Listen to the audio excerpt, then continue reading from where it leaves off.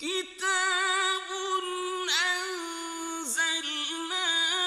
إليك مبارك ليدبروا آياته وليتذكر أولو الألباب. الحمد لله رب العالمين والصلاة والسلام على سيد الأنبياء والمرسلين اما بعد فأعوذ بالله من الشیطان الرجیم بسم اللہ الرحمن الرحیم۔ سورہ رحمان چل رہی تھی اور اس کی 31ویں آیت پر پہنچے تھے، جس میں اللہ تبارک و تعالی نے ارشاد فرمایا کہ سنفرغ لکم، ان قریب ہم فارغ ہو جائیں گے تمہارے لیے، ایھا الثقلان، اے دو بھاری گروہ، یعنی اے جن و انس، ان قریب ہم تمہارے لیے فارغ ہو جائیں گے۔ تمہارے لیے فارغ ہونے کا مطلب ہے کہ نظام دنیا ختم کر دیا جائے گا اور پھر اللہ تبارک و تعالی ہمیں ایک میدان میں جمع فرما کر ہمارا حساب و کتاب فرمائے گا۔ اگر آپ اسی جملے پہ غور و تفکر فرمائیں اور اس جملے کا جو مصداق ایک واقعہ ہوگا کہ میدان محشر قائم ہوگا، تمام لوگ آئیں گے، حساب و کتاب ہوگا، ہم اس پر غور و تفکر فرمائیں تو یہ بات ثابت ہوتی ہے کہ اللہ تبارک و تعالیٰ کا مقابلہ کوئی کر ہی نہیں سکتا۔ حضرت آدم علیہ السلام سے لے کر آج تک جتنے انسان، جتنے جنات اور جتنے درندے پرندے چرندے دنیا سے رخصت ہو گئے، یہ سب کے سب میدان محشر میں جمع ہوں گے اور وہاں اللہ تبارک و تعالیٰ حساب و کتاب فرمائے گا۔ اب آپ اندازہ کریں کہ کیسا وہ حساب و کتاب ہوگا اور کس طریقے سے، یعنی اتنی اربوں خربوں مخلوق کہ جن کی حقیقتاً تعداد کا ہم شمار نہیں کر سکتے،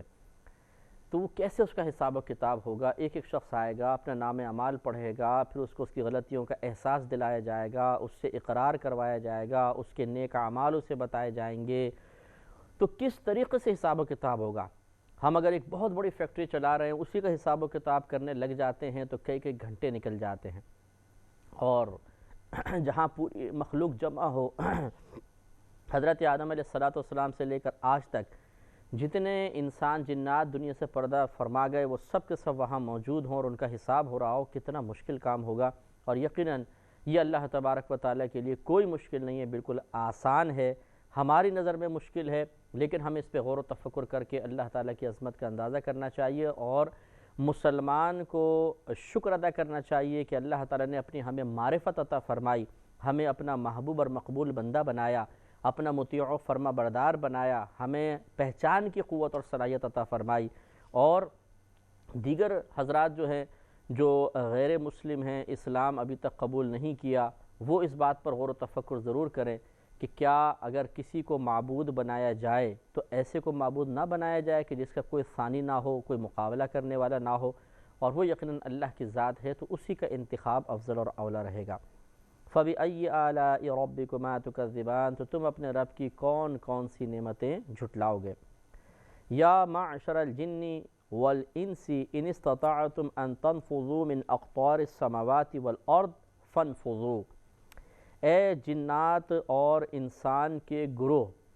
اگر تم طاقت رکھتے ہو کہ تم نکل جاؤ آسمانوں اور زمین کے کناروں سے، فانفذوا، تو تم نکل جاؤ۔ تو پہلے تو ہماری عاجزی کی طرف اشارہ فرما دیا کہ تم اس سے عاجز ہو کہ آسمان اور زمین کے کنارے سے باہر نکل جاؤ، اور حقیقت ہے یہ سائنس کے لیے بہت بڑا چیلنج ہے، قیامت تک کے سائنسدانوں کے لیے ایک چیلنج ہے کہ تم اس زمین اور آسمان کے دائرے سے باہر نکل کے بتاؤ، نہیں نکل سکتے۔ ہم اس کائنات کی وسعتوں پہ آج تک حیران ہیں، خلاؤں میں ہم اپنے خلائی شٹل چھوڑ رہے ہیں، وہاں پہ لوگ جا رہے ہیں، پہنچ رہے ہیں، لیکن وہاں کی اتنی وسعتیں ہیں کہ وہاں پہنچنے کے بعد بالکل ایسا محسوس ہوتا ہے جیسے سمندر میں ایک چھوٹا سا کنکر اٹھا کے ڈال دیا جائے، تو اس کنکر کی اس پورے سمندر کے سامنے کیا حیثیت اور حقیقت۔ تو ہمارے بڑے بڑے جو خلائی شٹل اوپر جاتی ہیں، ہمارے جو جتنے سائنسدان اوپر جا کے کام کرتے ہیں، انہیں پوری کائنات جب اس وسعت میں پہنچتے ہیں تو ایسا ہی محسوس ہوتا ہے کہ اس کائنات کی وسعتوں تک پہنچ جانا، اس کی آخری حد تک پہنچ جانا ہمارے بس کی بات نہیں۔ تو جب آخری حد تک انسان نہیں پہنچ سکتا تو باہر نکلنا تو بہت دور کی بات۔ اور چلیں وہ تو آسمان ہے، آپ زمین میں ٹریول کرتے رہیے، سفر کرتے رہیے، سیدھے سیدھے سفر کریں، لیکن ایسا نہیں ہے کہ ایک وقت آئے کہ زمین ختم ہو جائے اور آپ باہر کود جائیں، ایسا نہیں ہے۔ آپ سفر کریں گے، یہ گھوم گھام کے پھر اسی طرف آ جائیں گے یا کسی اور طرف گھومتے رہیں گے، لیکن زمین کے باہر نہیں نکل سکتے۔ تو یہ تو ایک چیلنج ہے اللہ تعالیٰ کا کہ زمین و آسمان سے اگر باہر تم نکل سکتے ہو تو نکل کر بتاؤ، اور جب نہیں نکل سکتے تو تمہیں ماننا پڑے گا کہ ایک ذات ایسی ہے کہ جس نے اس کائنات کو اس طرح بنایا ہے کہ اس میں رہنے والی مخلوق اس سے باہر نہیں نکل سکتی۔ تو یہ وجود باری تعالیٰ پر ایک زبردست دلیل ہے، تو ہمیں چاہیے کہ پھر اللہ تعالیٰ کے وجود کو تسلیم کریں اور اس پر ایمان لائیں۔ لا تنفذون الا بسلطان، جہاں نکل کر جاؤ گے اسی کی سلطنت ہے، یعنی جہاں نکل کر جاؤ گے، یعنی باہر تو تم نکل نہیں سکتے، جہاں پھر گردش کرو گے تم دیکھو گے کہ اللہ تبارک و تعالی کی ہی سلطنت ہوگی۔ ہاں ایک وقت ایسا ضرور آئے گا کہ خود اللہ تبارک و تعالی ہمیں زمین و آسمان کی قیود سے پاک و صاف فرما دے گا کہ ہم ساتوں آسمانوں کے اوپر جنت میں پہنچیں گے، اس وقت نہ زمین کی وسعتیں ہوں گی نہ آسمان کی وسعتیں ہوں گی، یہ ختم کر دیے جائیں گے، اور پھر جب ہم جنت میں پہنچیں گے وہاں پہنچ کر بھی یہی دیکھیں گے کہ وہاں بھی اللہ کی ہی سلطنت ہے۔ تو معلوم یہ ہوا کہ پہلی بات تو ہم زمین و آسمان کی کناروں سے باہر نکل نہیں سکتے، تو یہ ہماری عاجزی کی طرف اشارہ ہوا، اللہ کی عظمت کی طرف اشارہ ہو گیا، اور اگر بالفرض اسی کے عطا سے ہم باہر نکل بھی جائیں گے تب بھی اللہ تعالیٰ کی سلطنت سے راہ فرار اختیار کرنا ممکن نہیں، وہاں بھی اسی کی حکومت و سلطنت ہوگی۔ اس سے معلوم ہوا کہ اللہ تبارک و تعالی کا دامن رحمت تھامے بغیر کوئی گزارا نہیں ہے۔ فَبِأَيِّ آلَاءِ رَبِّكُمَا تُكَذِّبَانِ، تو تم اپنے رب کی کون کون سی نعمتیں جھٹلاؤ گے۔ يُرْسَلُ عَلَيْكُمَا شُوَاظٌ مِّن نَّارٍ وَنُحَاسٌ فَلَا تَنتَصِرَانِ، یرسلو چھوڑی جائے گی، علیکما تم دونوں پر، یعنی اے جن و انسان تم دونوں پر چھوڑی جائے گی، شواظ من نار، بغیر دھوئیں کی آگ کی لپٹ، یعنی جہنم میں اس میں دھواں نہیں ہوگا آگ کے اندر، اور جو آگ دھوئیں والی ہوتی ہے کم جلاتی ہے، بغیر دھوئیں والی کی جلانا بہت سخت قسم کا ہوتا ہے۔ تو ایک تو مسلط کر دیا جائے گا بغیر دھوئیں کی آگ کی لپٹ کو، وَنُحَاسٌ اور کالا دھواں، اور یہ کالا دھواں نحاس کہتے ہیں ایسے دھوئیں کو جو آگ کی لپٹ کے بغیر ہو، تو یعنی ایک طرف آگ کی لپٹ دوسری طرف دھواں۔ اب یہ آپ نے محسوس کیا ہوگا کبھی ایک دم کمرے میں دھواں بھر جائے کسی چیز سے، یا کوئی خاص طور پہ جو دیگیں وغیرہ پکا رہے ہوتے ہیں، جیسے نوجوان بھی کبھی کبھی محرم میں جیسے حلیم پکا رہے ہوتے ہیں، انہیں بھی کبھی کبھی تجربہ ہو ہی جاتا ہے، ویسے تو عورتوں کے کام ہوتے ہیں لیکن وہ دھواں جب اٹھتا ہے اور آنکھوں میں گھستا ہے تو کتنی شدید تکلیف ہوتی ہے کہ بہت دیر تک تو آنکھوں سے پانی جاری رہتا ہے، پانی مارتے ہیں تب کہیں جا کے سکون ملتا ہے۔ تو جہنم میں جہاں اللہ تبارک و تعالیٰ سینکڑوں عذابات مسلط فرمائے گا، وہیں پر جہنمیوں کے لیے ایک عذاب کالا دھواں بھی ہوگا کہ وہ کالا دھواں ان کو اپنے لپیٹ میں لے لے گا، اور اس کے وجہ سے دم بھی گھٹے گا لیکن موت نہیں آئے گی، آنکھوں میں گھسے گا، جلن ہوگی لیکن ایسا پانی نہیں نکلے گا کہ اس جلن کو ختم کر دیں، تو کتنی شدید اذیت اور تکلیف ہوگی۔ فلا تنتصران، تو پھر تم بدلہ نہ لے سکو گے۔ كتاب أنزلناه إليك مبارك ليدبروا آياته وليتذكر أولو الألباب۔ كتاب أنزلناه إليك مبارك ليدبروا آياته وليتذكر أولو الألباب۔ فَبِأَيِّ آلَاءِ رَبِّكُمَا تُكَذِّبَانِ، تو تم اپنے رب کی کون کون سی نعمتیں جھٹلاؤ گے۔ فَإِذَا انشَقَّتِ السَّمَاءُ، پھر جب آسمان پھٹ جائے گا یعنی بروز قیامت، فَكَانَتْ وَرْدَةً كَالدِّهَانِ، تو گلاب کے پھول کی مثل ہو جائے گا، تو ہو جائے گا گویا کہ گلاب کا پھول، یعنی گلاب کے پھول میں آپ نے دیکھا ہوگا اگر آپ غور فرمائیں کہ وہ درمیان سے پتیاں کے اندر گیپ ہوتا ہے، کٹا ہوتا ہے اور سرخ رنگ کا ہوتا ہے، تو یہ اشارہ کیا اس طرف کہ بروز قیامت آسمان ایسا ہی ہوگا کہ جگہ جگہ سے پھٹا ہوا نظر آئے گا اور بالکل سرخ رنگ کا ہو جائے گا جیسے انگارہ ہوتا ہے۔ تو گلاب کے پھول کی مثال دے کے ہمیں سمجھایا کدھان، جیسے بکرے کی رنگی ہوئی کھال، تو دھان یہ بکرے کی رنگی ہوئی کھال ہوتی ہے جس میں جگہ جگہ رنگ بھی نظر آتا ہے، اور کھال کو آپ نے دیکھا ہوگا کہ وہ سموتھ بالکل نہیں ہوتی ہے، بلکہ اس میں جب بال والے ہوتے ہیں تو ایسا جگہ جگہ اس کے دھبے دھبے سے بھی ہوتے ہیں۔ تو بالکل اسی طریقے سے آسمان بروز قیامت پھٹا ہوا نظر آئے گا اور سرخ رنگ کا ہوگا۔ فَبِأَيِّ آلَاءِ رَبِّكُمَا تُكَذِّبَانِ، تو تم اپنے رب کی کون کون سی نعمتیں جھٹلاؤ گے۔ فَيَوْمَئِذٍ لَا يُسْأَلُ عَنْ ذَنْبِهِ إِنسٌ وَلَا جَانٌ، تو اس دن گناہگار کے گناہ کی پوچھ نہ ہوگی کسی آدمی اور جن سے۔ مطلب کہنے کا یہ ہے کہ کسی انسان یا جن سے کسی اور انسان کے گناہوں کی باز پرس نہیں ہوگی۔ ہر شخص اپنے اعمال کا خود حساب و کتاب دے گا اور خود ذمہ دار ہوگا۔ لہٰذا اگر ایک شوہر یہ کہتا ہے جی میں کیا کروں، حرام اس لیے کما رہا ہوں کہ وہ بیوی بچے اصرار کرتے ہیں، تو بیوی بچوں سے نہیں پوچھا جائے گا کہ اس کو معصوم سمجھ کے چھوڑ دیا جائے، بیوی بچوں کو پکڑ لیا جائے، ایسا نہیں ہے، تم بھی تو ذمہ دار تھے۔ اسی طریقے سے چور ڈاکو اگر یہ کہے کہ میں غریبوں کی امداد کے لیے چوری اور ڈاکہ مارتا ہوں، تو پھر اس کا یہ عذر نہیں سنا جائے گا، اور یہ نہیں کہا جائے گا غریبوں سے کہ تم لوگوں نے مجبور کیا اسے چوری ڈاکہ مارنے پر، بلکہ ہر شخص اپنے اعمال کا خود ذمہ دار ہوگا اور ان سے باز پرس ہوگی۔ اس سے معلوم ہوا کہ جن بھی مکلف ہیں، کیونکہ باقاعدہ سوال کا ذکر کیا تو جنات سے بھی بروز قیامت سوال ہوگا۔ فَبِأَيِّ آلَاءِ رَبِّكُمَا تُكَذِّبَانِ، تو تم اپنے رب کی کون کون سی نعمتیں جھٹلاؤ گے۔ يُعْرَفُ الْمُجْرِمُونَ بِسِیمَاهُمْ فَيُؤْخَذُ بِالنَّوَاصِی وَالْأَقْدَامِ، یعرف پہچانے جائیں گے، المجرمون مجرم جو گناہ کرنے والے ہیں، بِسِیمَاهُمْ اپنے چہروں کے ساتھ، فَيُؤْخَذُ تو پکڑا جائے گا انہیں، بالنواصی پیشانی کے ذریعے، پیشانیوں کے ذریعے، والاقدام اور پاؤں کے ذریعے، یعنی ان کے چہرے جو ہیں وہاں پہ سیاہ پڑے ہوں گے تو ان کے دور سے چہرے دیکھ کے ہی پہچان جائیں گے کہ یہ مجرم ہیں، گناہ گار ہیں۔ لیکن یہ انشاءاللہ مسلمان کے ساتھ یہ رسوائی کا معاملہ نہیں ہوگا، یاد رکھیں، یہ بارہا مفسرین نے وضاحت کی ہے کہ یہ معاملہ صرف کفار، مشرکین اور منافقین کے ساتھ ہے۔ اگر مسلمان گناہگار بھی ہوگا تب بھی اس کے ساتھ یہ انجام نہیں ہوگا، اس کی مسلمانی اور اس کا اسلام لانا کم از کم اسے میدان محشر کی اس ذلت و رسوائی سے محفوظ ہی رکھے گا، چاہے وہ جہنم میں جائے، کیونکہ جو مسلمان جہنم میں جائے گا اور ہے حالت ایمان میں،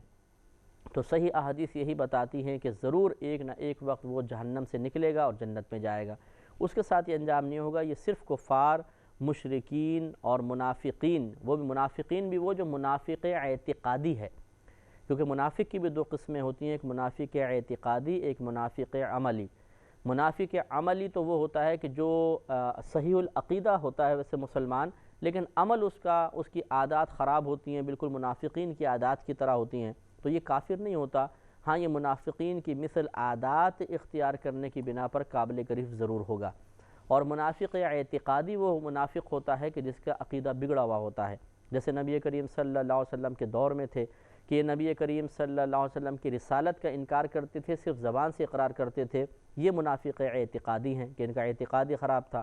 تو یہ منافق اعتقادی ہوں، کفار ہوں، مشرکین ہوں، ان کا یہ انجام بیان کیا جا رہا ہے کہ تم پہچانے جائیں گے مجرم اپنے چہروں کے ساتھ، کہ سیاہ چہرے پڑے ہوں گے، دور سے نظر آگے کالا کلوٹا جو ہے اور گندے چہرے والا یہ کافر، مشرک اور منافق ہے،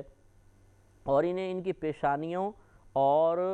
قدموں سے پکڑا جائے گا۔ اس کا مطلب یہ ہے کہ ان کو قدموں سے پکڑ کے گھسیٹیں گے فرشتے، تو پیشانی کے بل منہ رگڑتا ہوا ان کا جائے گا اور انہیں اٹھا کر جہنم میں پھینک دیا جائے گا۔ فَبِأَيِّ آلَاءِ رَبِّكُمَا تُكَذِّبَانِ، تو تم اپنے رب کی کون کون سی نعمتوں کو جھٹلاؤ گے۔ هَذِهِ جَهَنَّمُ الَّتِي يُكَذِّبُ بِهَا الْمُجْرِمُونَ،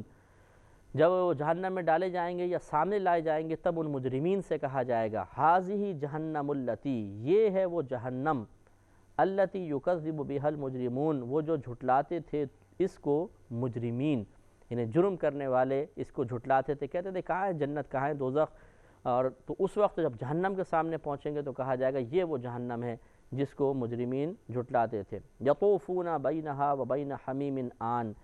پھیرے کریں گے، طواف لگائیں گے اس میں اور انتہا کے جلتے کھولتے پانی میں، یعنی جہنم میں اور کھولتے پانی، یعنی عذابات کے درمیان ہوں گے، مسلسل ان کو عذاب میں گھمایا جائے گا، مختلف قسم کے شدید قسم کے عذابات میں مبتلا کیا جائے گا۔ فَبِأَيِّ آلَاءِ رَبِّكُمَا تُكَذِّبَانِ، تو تم اپنے رب کی کون کون سی نعمتیں جھٹلاؤ گے۔ وَلِمَنْ خَافَ مَقَامَ رَبِّهِ جَنَّتَانِ، ولیمن اور اس شخص کے لیے خوفا جو کھڑا ہوا مقام ربہ اپنے رب کے سامنے کھڑے ہونے سے جنتان دو جنتیں ہیں، یعنی اس کے لیے دو عظیم باغات ہیں کہ جو اپنے رب کے سامنے کھڑے ہونے سے ڈرا۔ تو صرف یہ ڈرنا جو ہے قلبی کیفیت کا نام ہے کہ جو کسی خطرے کسی نقصان کے پہنچنے کے اندیشے کے بنا پر قلب پر جو کیفیت طاری ہوتی ہے اس کو ڈر کہتے ہیں۔ نقصان پہنچنے کا اندیشہ ہو، کسی کی طرف سے کوئی خطرہ ہو، اس وقت جو قلبی کیفیت ہوتی ہے اسے ڈر سے تعبیر کیا جاتا ہے۔ تو صرف یاد رکھیں قلبی کیفیت کا بدلہ نہیں ملے گا کہ دل میں ڈر پیدا ہوا تو کیفیت کا بدلہ مل گیا، بلکہ اس کیفیت کے پیدا ہو جانے کے بعد یہ کیفیت کچھ تقاضے بھی کرتی ہے کہ اب جب تمہارے ڈر پیدا ہوا کہ اگر اللہ کی بات نہیں مانو گے جہنم میں جاؤ گے، نقصان کا ڈر پیدا ہوا تو اب یہ کام بھی کرو۔ تو یہ مراد ہے کہ جو اپنے رب کی بارگاہ میں کھڑے ہونے سے ڈرا اور ڈرنے کے بعد اس نے اپنے اعمال کی اصلاح کی، گناہ اگر بتقاضائے بشریت ہو بھی گئے تو فوراً توبہ کر لی، تو اس کے لیے انعام یہ ہے کہ اسے دو باغات عطا کیے جائیں گے۔ حضرت عمر فاروق رضی اللہ تعالی عنہ کے زمانے میں ایک نوجوان بڑا نیک پرہیزگار متقی تھا۔ یہ عشاء کی نماز پڑھنے کے بعد روزانہ مسجد سے والد صاحب کے پاس جاتا اور ان کی خدمت کیا کرتا تھا۔ راستے میں ایک بدکار عورت تھی جو اس کو اپنی طرف بلاتی تھی، مائل کرتی تھی، لیکن یہ اس سے چشم نظر کر کے قطع نظر کر کے نکل جایا کرتا تھا۔ لیکن آخر بہرحال نفس ہوتا ہے انسان کا، ایک دن اس کی نگاہ اس کی طرف اٹھ گئی تو وہ حسین و جمیل عورت تھی تو دل اس کی طرف مائل ہو گیا اور یہ اس کی طرف بڑھا۔ لیکن جب قریب پہنچا اور تو اس عورت نے اس کو برائی کی دعوت دی، جب قریب پہنچا تو اس کے دل میں اللہ تبارک و تعالی کا خوف پیدا ہوا اور اسے کچھ آیات یاد آئیں جن کا مفہوم یہ ہے کہ جب جو اللہ سے ڈرتے ہیں، جب ان کے دل میں شیطان کا کوئی وسوسہ پہنچتا ہے تو وہ فوراً اللہ تبارک و تعالی کی طرف متوجہ ہو جاتے ہیں۔ جب اس قسم کی آیات اس کو یاد آئی تو زور سے اس نے چیخ ماری اور بے ہوش ہو کے گر گیا، وہ اور ڈر کے بھاگ گئی۔ اب اس کا بوڑھا باپ انتظار کر رہا تھا، جب یہ نوجوان نہیں پہنچا تو باپ آیا اور بیٹے کو اٹھوا کر آدمی کے ذریعے لے گیا۔ جب بچہ ہوش میں آیا تو اس سے پوچھا کہ بیٹا سچ سچ بتانا کیا معاملہ ہوا۔ اس نوجوان نے پورا واقعہ بتایا اور جب اسی آیت پر پہنچا، اسی مضمون کو اس نے بیان کیا تو اتنا اللہ کا خوف پیدا ہوا کہ یہ چیخ مار کر بے ہوش ہوا۔ باپ نے غور سے دیکھا تو پتہ چلا کہ یہ تو انتقال کر گیا ہے۔ راتوں رات اس کو دفنا دیا گیا۔ بڑا عبادت گزار نوجوان تھا اور یہ روایت میں آتا ہے کہ عمر فاروق رضی اللہ تعالیٰ عنہ اس کی عبادت پر تعجب کیا کرتے تھے۔ حضرت عمر فاروق رضی اللہ تعالیٰ عنہ کو صبح پتہ چلا تو آپ اس کے والد کے پاس گئے اور فرمایا کہ ہمیں کیوں نہیں بلا لیا، ہم بھی جنازے میں شریک ہوتے۔ عرض کی کہ رات بہت زیادہ تھی تو میں نے مناسب نہ سمجھا کہ آپ کو تکلیف دوں۔ آپ نے فرمایا مجھے اس کی قبر پہ لے جاؤ۔